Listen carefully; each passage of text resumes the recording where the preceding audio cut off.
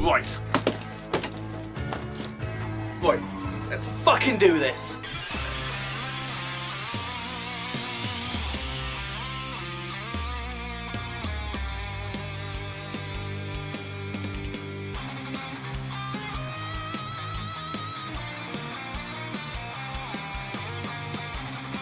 Now, a lot of people who've watched this channel for a long time know I have a certain hatred for a specific Christmas regeneration story. Yes, that one. Now, don't get me wrong, the end of time is fucking awful. From that silly plot of the Masters to the 10th Doctor constantly complaining about having to change, even though he's done it like 10 times before this, End of Time is crap. For the longest time, it was my least favourite Doctor Who story ever. Until like half of Series 9 happened. Seriously, I'll watch End of Time 100 times before I have to watch fucking Hellbent again. Now obviously we've just had Twice Upon a Time, which is very similar to End of Time. It's the last story for a Doctor, it's a Christmas special, and it's the last story for an executive producer slash head writer. So that's going to be their swan song for their era of Doctor Who. And going into it, I had sort of mixed feelings, because while Series 9 was fucking atrocious and it stopped me watching most of Series 10, I did watch the Series 10 finale, and I actually thought it wasn't too bad. I mean, it lost its way in sort of the second half, but it was still more solid than what we've had for a long time. So I thought maybe Moffat can pull that little bit of magic he has sometimes, where he can do like one good final story, send off his era, and leave like a nice taste in your mouth, rather than a horrible bitter one. Oh boy, did he fuck that up.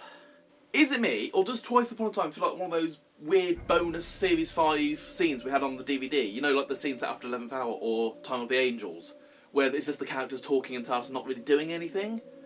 Except those are actually entertaining. There's no plot, there's no threat.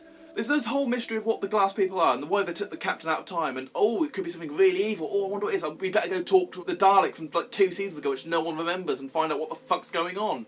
And then it turns out what it's doing is benevolent, and even the Doctor says, it's not an evil plan. I don't really know what to do when it isn't an evil plan. So what was the point? So then everything before that, with the glass bill being creepy and all this other stuff, was completely pointless. Why? Why didn't Bill just flat out say, oh, I'm one of the glass people and we're doing this, this, this? You know what it is? It feels like Time Crash. It's a completely plotless multi-Doctor story wedged in between 2 other stories, and they completely get the characterisation of one of the Doctors wrong. But before we get onto that fucking minefield, and don't worry, we're getting there, I want to talk about the regeneration first, which is the only reason this story exists.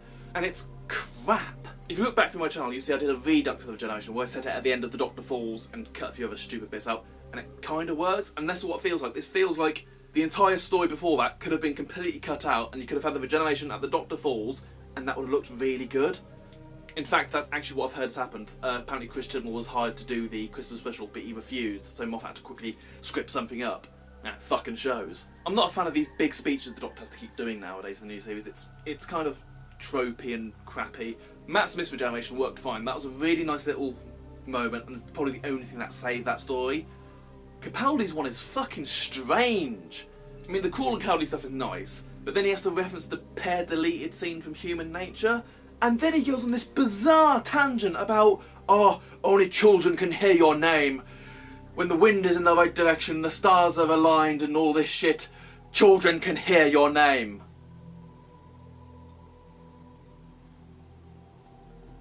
Apparently Peter himself actually wanted this in the story, because apparently he's talking to a kid fan and he said about children hearing the Doctor's name, and he just wanted that in the story. And then people are using that as an excuse to defend the lines, like, oh, Peter really wanted it in here, we should keep it in, oh, it's really nice. No, it's not. Just because Peter came up with it doesn't mean it's any good. Just because the guy playing the Doctor thinks it's a good idea doesn't make it a good idea. Tom Baker wanted a fucking talking cabbage as the companion, for fuck's sake. I seriously think Twice Upon a Time is just a fucking fever dream the Doctor's having when he's lying on the console room floor, having all these fucking flashbacks of companions, and he's tripping about seeing his first self and this weird captain who turned out to be the Brigadier's dad, which I fucking called! We've got Mark Gatiss running about in some military guy, who I'm putting money on now is going to turn out to be Brigadier Lethbridge Stewart's father or some shit. I seriously think it's just a hallucination the Doctor's having, which is why it doesn't make sense, why it can't fit into continuity, for one simple reason. Who the fuck is David Bradley playing? When I first came back off hiatus, one of the first videos I did was me talking about how I didn't think David Bradley was going to be any good as the first Doctor in this, just going from the trailers and also Adventure in Space and Time. Fuck me, I wish that was the only problem I had with the character. Why the fuck did they make him such a rampant sexist? All this shit about, oh, the TARDIS needs a good clean, where's the woman? And, he's a nurse. Lol, because he's a man. Ha ha ha! And that fucking glass line. Aren't all ladies made of glass in a way? Fuck off! It's so out of character for the First Doctor. I'm not going to search around and find clips that contradict this. What I will do is I will link down below Josh Schneer's video, because he covers up the entire subject perfectly. He knows the First Doctor way better than I ever fucking could. So watch that video, he will be able to tell you why this is wrong. But why? The only thing this is going to do is stop new series fans from going back and watching the First Doctor. Because if I hadn't watched the First Doctor beforehand, and all I knew about the First Doctor was Twice Upon a Time, I wouldn't want to go back and watch it. I wouldn't want to go back and watch this old fucking doddery cunt start belittling women every 5 fucking minutes. No! It's disrespectful to William Hartnell and his portrayal of the First Doctor. I mean, for all I know, William Hartnell could have been a massive sexist. I mean, apparently he's a massive anti-Semite and racist, so... But the character of the First Doctor was none of those things. He was open, he was tolerant, he was welcoming, he was not bigoted in any sort of way.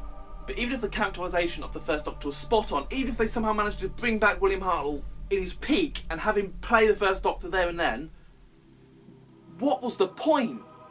He did fuck all in that entire story. He just dawdled about, looked at some Dalek casings, and that was really it. It's kind of like the epitome of the Moffat era, where it just seems to be alienating casual audiences by having like really obscure references to the past which no one's going to really care about, but also the fans you're meant to be appealing to, you're pissing them off too by getting everything completely wrong. Why? Who are you actually appealing to when you write these stories, Stephen?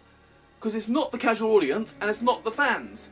Are you just writing for yourself just to piss people off? Because you do seem a bit of a troll writer, mate. This is the problem that the Moffat era had, where it was too busy appealing to the fans rather than the general audience and people who just want to watch it casually. I mean, obviously 80s Doctor Who did this as well. I mean, look at Remembrance of the Daleks. It's just full of references to the past. But it never seemed like a detriment to the story. And the things they referenced, they got right most of the time. The only thing I can think of off the top of my head that was wrong was the spelling of Foreman on the scrapyard sign.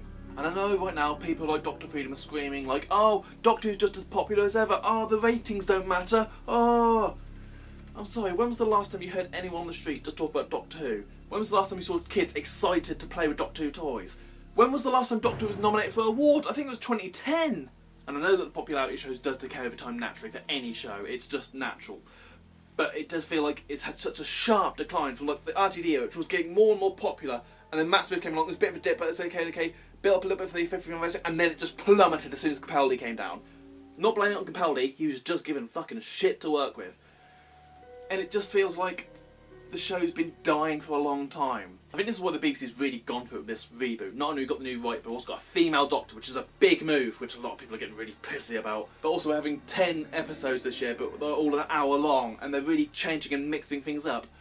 I think the BBC sees it now as it's all or nothing. They're going to have to throw everything they can to try and make Doctor Who popular again, or it's just going to die out. Sorry, this went on a really weird tangent, but anyway, Twice Upon a Time. It pains me to say this, but there's something I need to do.